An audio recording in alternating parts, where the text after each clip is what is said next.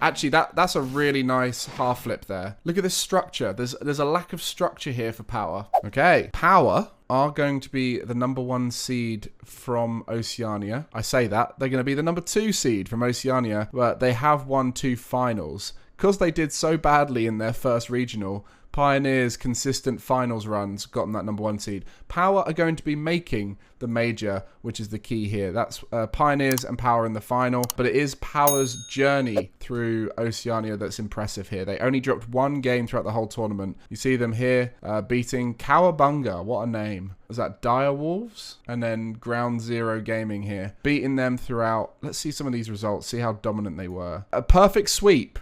My goodness, 8-0, 5-0, 5-0. Their Power starting off against Dire Wolves. Nearly another perfect sweep. 2-0, 5-0, 7-3. And then in the final round against Ground Zero Gaming, 2-1, 3-1, 3-2. A little bit closer there. But then they made it here. Oh, they dropped the first game. That's definitely, in hindsight, they're going to regret that warm-up game there. And then after that, looked dominant, it seems. So let's see how they did in the semis. 2-1, 1-0, 1-0, 2-1. Close games again against Ground Zero. And then the final, which is what we're going to be watching. 4-3, 3-1, 2-1, 3-2. Lots of overtime as well. So we'll have to bear that in mind when we look at the stats, because they will be a little bit on the skewed side, thanks to all that. But Power going 21-1 across the whole regional, with the one that they dropped being a little bit of a warm-up game. So we'll have a look at the stats here. As we mentioned, there was about another game's worth of overtime, so all of the stats are going to be skewed up a little bit. So when we see these numbers here, bear that in mind. But Amphis being the goal scorer, 1.5, and then Torsos getting a load of goals himself, and then Fever's going to be assist machine. There we go. So this is something we often see when you see a low shooting percentage, is it actually comes with a high assist rate. So if that's the case, you have to bear that in mind. So Fever doing a lot of breakdown play, but not necessarily scoring. Save-wise, Amphis coming in with all the saves too. Fever getting a lot of demos, so is Torsos here. So breakdown coming in from Fever and Torsos to set up Amphis, it seems. And then on the side of Pioneers, still a good amount of goals, you know. You can see the shot difference, not that different. Like Power only had another 1.5 shots over Pioneers, but it, like, you can see the difference in goals, right? 3 goals per game for Power, 1.7 for 5 for Pioneers. So just a much better conversion on the goals, and that will probably be representative in the gameplay. You'll see a higher quality of gameplay from Power when it comes to the offense, and stuff like these demos opening up more goals, because there's not many demos coming out from Pioneers here, which I reckon is a little bit due to their speed, which we'll see. I think Power play a lot faster than Pioneers, which allows for more demos on the way out and a lot more dangerous creative plays. Let's have a little look at the boost here. But their average amounts here, quite nice. Fever, really good average amount there. Small pads to big pads for Torsos and Fever looks good here, where Amphis is more of a big pad collector. You see here, Amphis time at 100 boosts is higher, so he'll go to the back 100s and keep his boost as high as possible. Doesn't use as much boost, which is more similar to that of like Cash style, so we'll see that in the gameplay. But when we watch the gameplay, I'm sure we'll see Amphis sit quite deep at times. We looked at the positioning stuff. Yeah, Torsos upfield, playing that disruptor role, a lot more time in front of the ball. For the Pioneer guys, they're all pretty balanced. There's a little bit of difference here. Scrub and Banana Head going back, Super Lucky, more in the midfield, kind of playing that interceptor role, I guess. Anyway, we've seen quite a lot here with the stats. Now all there is to do is to look at the actual gameplay. So I guess the person to start with is Amphis. Oh, they're all using the same decal, which is sick. But I do want to see if Amphis is playing this deeper, I'm going to keep my boost high, and then when I go kind of thing. So we see right there, he's probably going to rotate back here.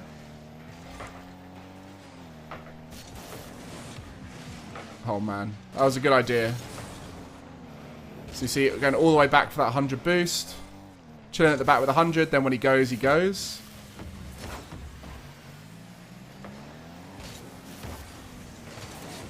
Oh, lovely play. Lovely play. Really creative here already from Power. Oh, actually, that's a really nice half flip there. We don't see many players looking back because, you know, players at this level should be able to know where they're going. But yeah, I think that's a really cool little technique there. You see that half flip's really efficient, only just catching the edge of the 100 boost. Has a 100 boost here as he lands towards his net, and is very close towards the net here. and allows him to just comfortably move into the middle of the pitch. So I really like that from Amphis.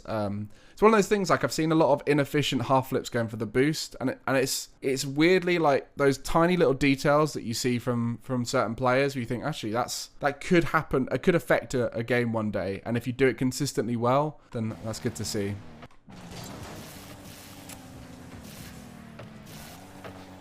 So we see here a lot, right? Amphis is getting those 100 boosts. Ooh, really clever little low boost play here. So you see here, goes back, gets the 100 boosts, keeps himself on 100, moving quite statically. And then when he comes into the play, he kind of commits. But the problem I would say with this is he could be moving like here, right? This is a prime Amphis spot. So sits on 100 quite statically, then when he comes in, accelerates towards it. At some point, though, I don't know if that's going to work against top teams because they will beat him to the ball. Because I think he needs a little bit more momentum before he goes sometimes.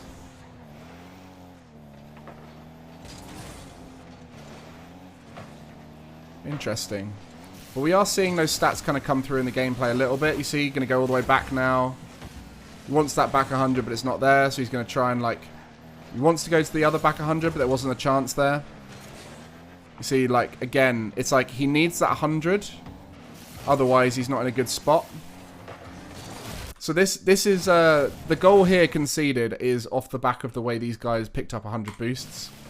Right, so we mentioned about that boost playstyle, right? Like having a player who's willing to just pick up pads. So right here, Fever's gone for a saucy play. Has gone for that ball in the corner. Amphis lands here with no boost. And you'll see up above me, which of the players on power has a bit of boost. It's Torsos, right? Now, Torsos looks like he's going to get that 100 boost, but he's not.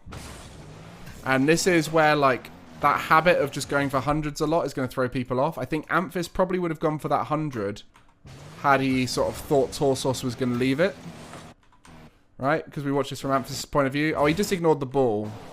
But, like, right there, Amphis needed to get that mid 100. So, like, teams that are very reliant on 100 boost grabs will be struggling sometimes when the 100 boost grabs don't quite line up at the right timing.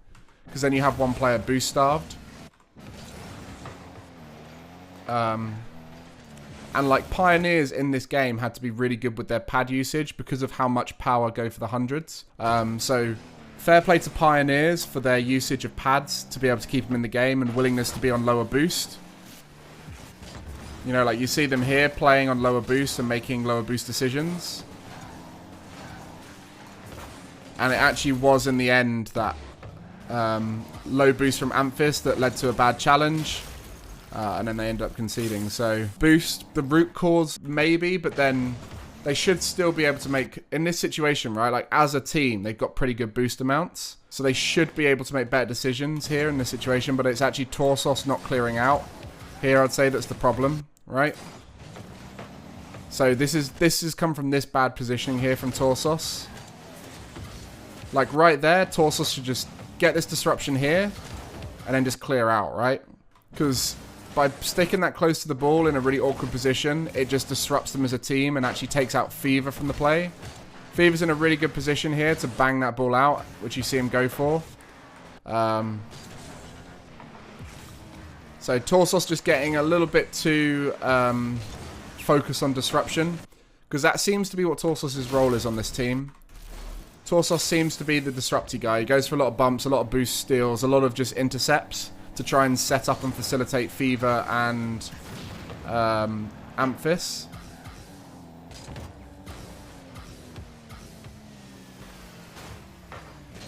Yeah, I think if Torsos wants to play that role, there's some things he can do a little bit better. Now, I don't know if that is specifically his role, or whether they've even thought about that, or whether they're trying to go for a three-person, we all disrupt for each other kind of thing. But, like, I reckon on this team, what would make them work internationally a bit better, because obviously this is me saying it's about a team that's gone 21-1, right? 21-1, so they still look really good, but there are things to improve on for this team, which when they go internationally, they'll struggle on.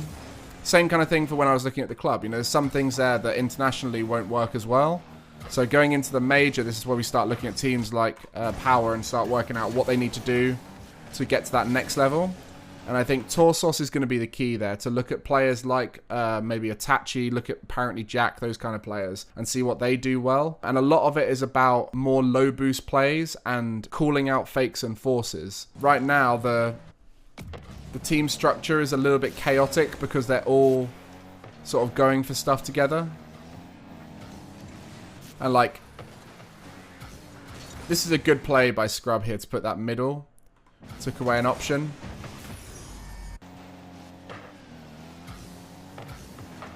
Oh, and you see again, right? Like, just look at this point here, right?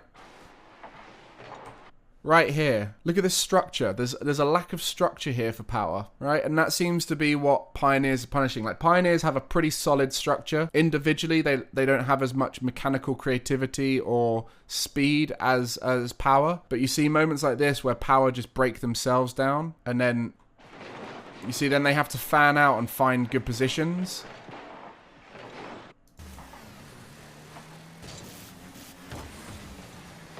See here, Banana Head trying to play that disruptor role a little bit. Scrub comes in, gets a shot. So this is that disruptor role done well, right? Like, Banana Head comes back into the play here, takes that ball off, looks to just put pressure on, fakes a challenge there, takes the boost away, looks to bump Fever as well. Rotates out instantly, which makes Scrub confident to go in, right? So Banana Head was the key in my mind that Pioneers need to work on. And Pioneers do have a better game plan, I would say, than what we've seen from Power. But Power just sort of raw individual mechanic their way through things.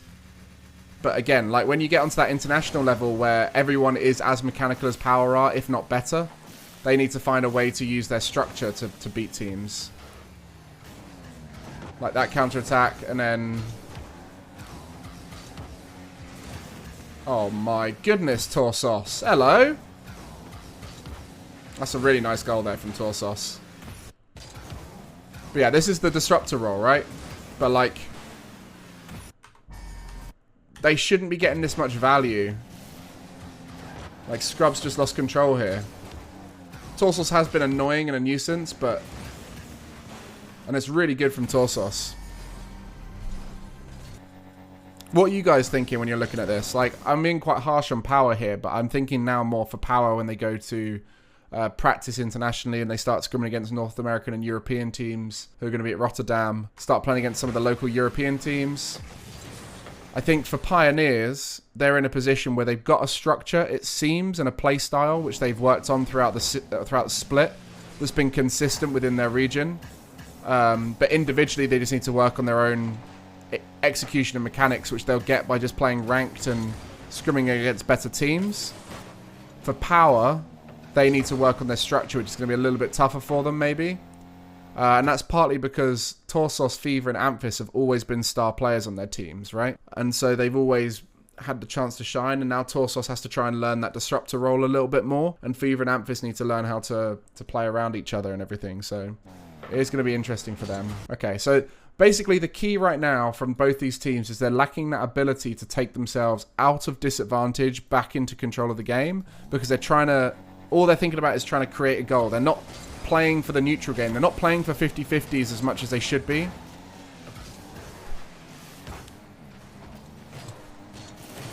That'll be my main thought here, is neither team is really looking to just slow that play down, get a 50-50. They're really just trying to force goals. You see right here, it's that same mindset, right? Like, Torsos beats out the play, turns in, tries to score the goal. Fever goes for a commitment there. We see here, just diving in, starting the play. And, like, this will score you goals, but it will also make you concede goals, right? They need to play that neutral decision-making of, hey, I'm going to chill out. You see, even here, right? Like, diving forward here from Fever to get the demo off of Torsos' touch. Like, it's very aggressive. It kind of reminds me a little bit of what Oxygen were doing. And, like, it will work. You'll get big tournament wins sometimes, but as we saw, it sometimes doesn't work because it's so aggressive and so reliant on mechanics on the day and things like that. Like, it does work, right? Like, this is a playstyle that can work. We saw it work with Oxygen in Regional 1 in Europe. We've seen it work in 2 regionals for Power. But it's not sustainable across the full season of RLCS. You're going to have such high highs and lows. And it's really going to test the performance psychology of this team. Power's game plan, I don't think will work that well on an international level. So we need to see them adapt to that and start to play a little bit more neutral game focused, rather than trying to turn everything into a goal.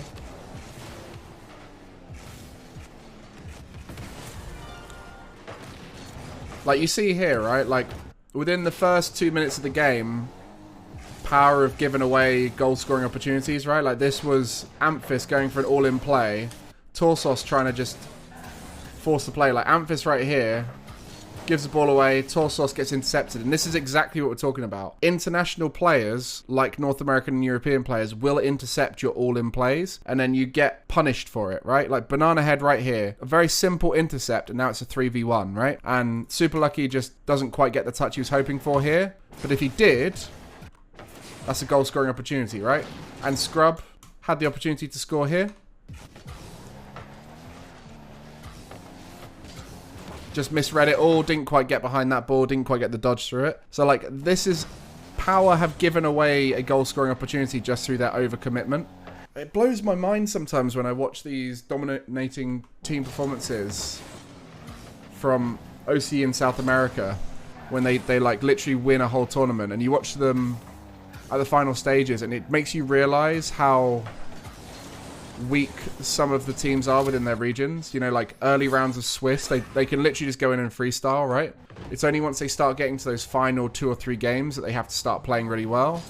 And like, you can get in some really bad habits if you're in a region where there's not as many strong teams. And so right now the big question is, which of these teams is most likely to adapt to the international competition better? And okay, this might be an extreme prediction, but in my opinion, I think KCP have a better game plan for International Rocket League, right? When they go to a major. And I believe that they will just get better individually by practicing and scrimming in another region, where Power have to completely restructure the way they play, which they could do. I'm not saying they can't, and they have the individual ability already there to be able to play at a major level. But it's whether they can play that structure under pressure is my question, right? Like, I don't know if that's possible. Alright, so in summary, for the OCE region, we have the 2 teams here, Power and KCP, going to be going to the major. What I'm seeing here is Power individually are scarier players. All of them much more deadly on the ball.